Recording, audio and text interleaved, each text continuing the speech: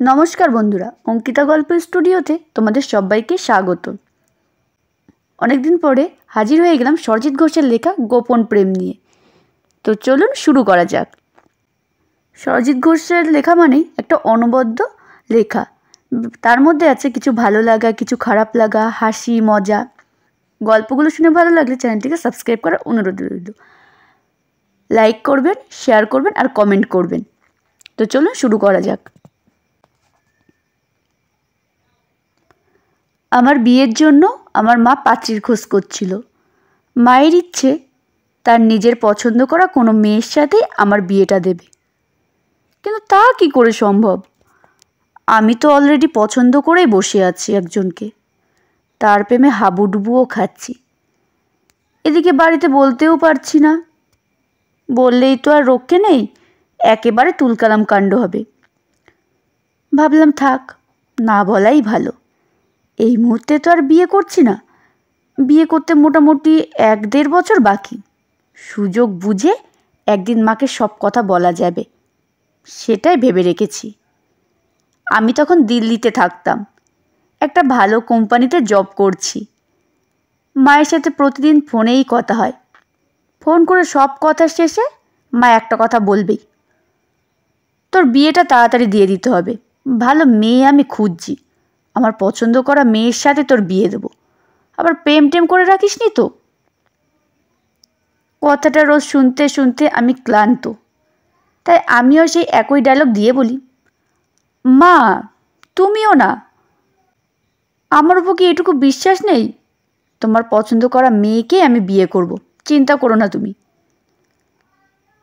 একদিন সকালে ঘুম থেকে তখনও উঠিনি। 7 সকালে ফোন করে মা আমাকে বলল, তাড়াতাড়ি হোয়াটসঅ্যাপটা চেক কর, খুব আর্জেন্ট। ঘুম চোখে মাকে বললাম, সকাল সকাল কি পেয়েছো বলো তো, আবার হোয়াটসঅ্যাপ চেক করতে যাবার কি হলো? আরে একটা মেয়ের ফটো পাঠিয়েছি, ফটোটা দেখ তোর পছন্দ হয় কি না।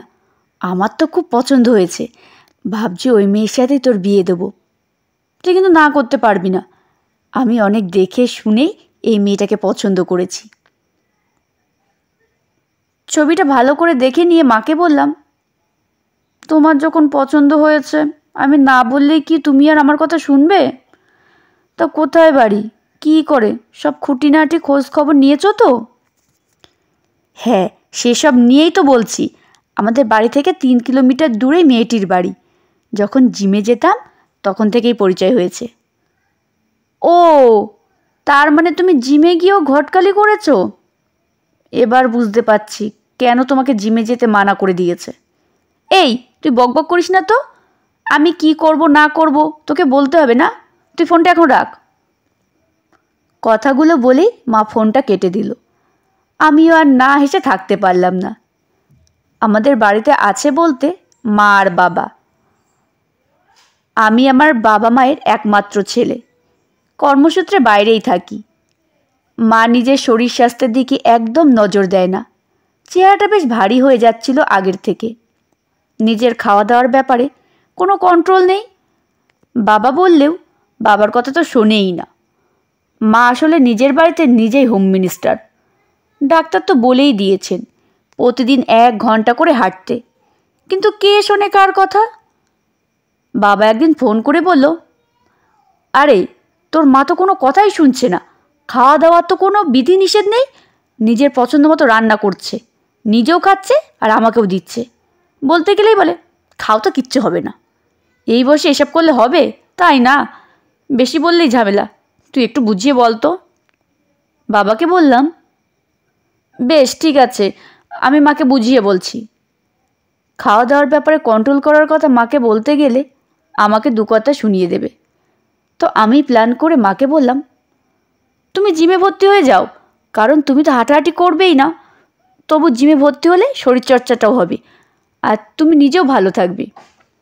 আমার কথা মতো মা জিমে ভর্তি হয়েছিল। ওখানে গিয়ে মা কাজের থেকে অকাজ শুরু করলো বেশি। মাস দেড়েক পর জিম সেন্টার থেকে জিমের ট্রেনার ছেলেটি আমাকে ফোন করে জানালো, দাদা কাকিমার এই জিম টিম করে শরীরচর্চার বদলে অন্য চর্চায় বেশি হচ্ছে। অন্য চর্চা বলতে? আরে দাদা কথাটা খারাপভাবে নিও না, কাকিমা এমনিতে ভালো মানুষ, তাই কাকিমার সাথে সবার বন্ধুত্ব হয়ে গেছে। প্রতিদিন জিম সেন্টারে ঢোকার আগে একটা সিঙ্গারার দোকান থেকে গরম সিঙ্গারা কিনে নিজেও খায়, আর যেসব মেয়েরা আসে তাদেরও খাওয়ায়। কাকিমা সব থেকে সিনিয়র, তাই সবাই কাকিমাকে বলেই ডাকে।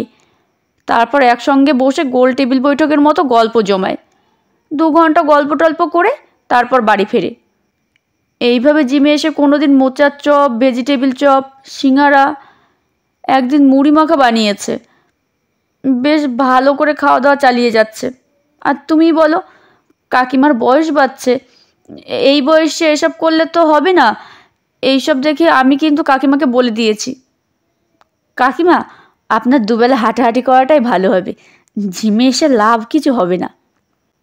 সত্যিই তো, জিমে গিয়ে শরীরচর্চা না করে ওইসব করে তাহলে তো জিমে আসতে মানা করে দেবেই। মা জিমে যাওয়া বন্ধ করে দিল। তবে যে ভালো কাজটা করে এসেছে, ছেলের বিয়ের জন্য পাত্রী পছন্দ করে ফেলেছে। যাই হোক, মাস 6 পর বাড়ি এলাম। মা সঙ্গে করে নিয়ে গেল পাত্রীর বাড়িতে। বলল, শুভ কাজে দেরি করব না। অবশেষে মায়ের পছন্দ করা পাত্রী তমালির সাথে আমার বিয়ে হয়ে গেল। বিয়ের কিছুদিন পর ট্রান্সফার হয়ে আমি কলকাতায় অফিসে জয়েন করলাম। তবে তমালির সঙ্গে আমার মায়ের খুব ভালো সম্পর্ক, একেবারে 2 বন্ধু যেন। বিয়ের আগে থেকেই তো পরিচয় তমালির সাথে, মানে জিমে গিয়ে। আর হবে নাই বা কেন, দুজনেই খাদ্যরসিক। তমালি যেটা সব থেকে ভালো পারে সেটা হলো সুন্দর সুন্দর রেসিপি বানানো। রান্না করার ব্যাপারে এক্সপার্ট তমালি, আর সেটা মায়েরও পছন্দ। রবিবারের একটা ছুটির দিনে লাঞ্চ করতে বসেছি। বেশ মনের সুখে খেয়ে যাচ্ছি। মাকে বললাম, মুড়ি ঘণ্টটা বেশ দারুণ হয়েছে তো, আর একটু হবে নাকি? মা হেসে বলল, কে বানিয়েছে দেখতে হবে তো। মায়ের পছন্দ করা মেয়েকে বিয়ে করেছিস বলে আজ এত ভালো ভালো রান্না খেতে পাচ্ছিস। মায়ের পছন্দ কখনো খারাপ হয় না রে। তমালির মুখের দিকে তাকিয়ে আস্তে করে বললাম, না না, খারাপ কখনো হয়? তুমি ডালে ডালে চললো, আমি যে পাতায় পাতায় চলি। কথাটা বুঝতে না পেরে মা জিজ্ঞাসা করলো, কিছু বললি? না না, মুড়িঘণ্টটা ফাটাফাটি হয়েছে, তোমার বৌমা রেঁধেছে বলে কথা। তমালি হেসে ফেলে কথাটা শুনে। তমালি বুঝতে পেরেছে আমি কি বোঝাতে চেয়েছি।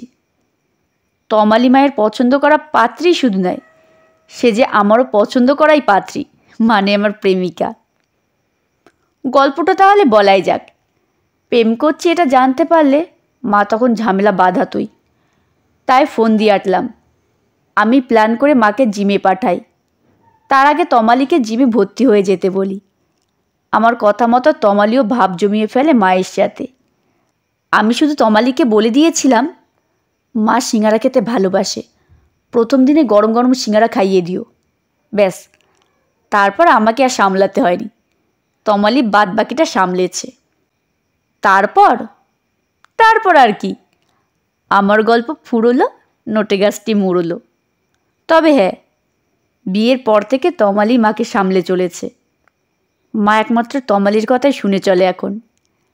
মায়ের খাওয়া দাওয়ার ব্যাপারে অনেকটা রাশ টানতে পেরেছে তমালি নিজেই। আবার জিমে ভর্তি হয়েছে মা, সঙ্গে তমালিও। নতুন করে শরীরচর্চা করছে দুজনেই। তবে ফেরার পথে গরম গরম সিঙ্গারা খেতে দুজনের কেউ ভোলে না।